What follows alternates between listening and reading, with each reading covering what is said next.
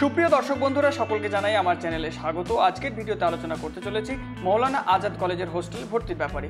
অনেকেই জানতে চাইছিলেন যে মৌলানা আজাদ কলেজের হোস্টেলের ভর্তির প্রক্রিয়া কবে শুরু হবে।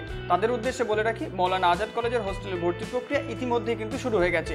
সেই ভর্তি প্রক্রিয়ার জন্য অনলাইনে অ্যাপ্লিকেশন জমা করতে হবে।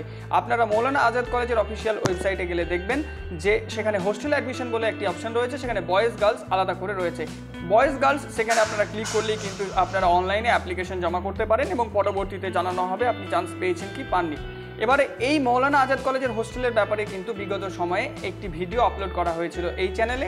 সেখানে বিস্তারিত বলা হয়েছিল কতগুলো সিট রয়েছে, তার এলিজিবিলিটি ক্রাইটেরিয়া কি। আপনারা চাইলে সেই ভিডিওটিও দেখতে পারেন। প্রথমে আপনারা গুগল বা ক্রোম ব্রাউজারে গিয়ে মৌলানা আজাদ লিখলেই একটি ওয়েবসাইট ওপেন হবে।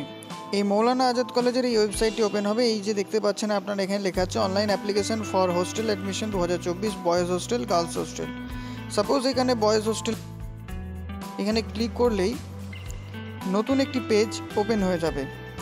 বেকার গভর্নমেন্ট হস্টেল বয়েজ হোস্টেল, যেটা এখানে নিউ অ্যাপ্লিকেশন লেখা আছে, এখানে ক্লিক করলেই তারপরে একটি নতুন পেজ ওপেন হয়ে যাবে। আপনারা দেখতেও পাচ্ছেন এখানে সেই ফর্মটি ফিল আপ করতে হবে।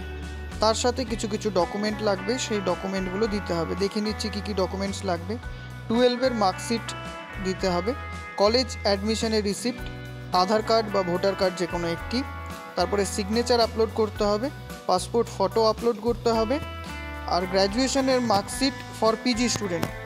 এবার যদি কেউ এমএ বা এমএসসি অর্থাৎ পিজির স্টুডেন্ট হয় এবং পিজির জন্য অ্যাপ্লিকেশন করে, তাহলে তাকে গ্র্যাজুয়েশনের মার্কশিট আপলোড করতে হবে। দেখতেই পাচ্ছেন, তাকে সেভ করে পরবর্তী প্রসেস যেটা রয়েছে সেটা আপনাকে কন্টিনিউ করতে হবে।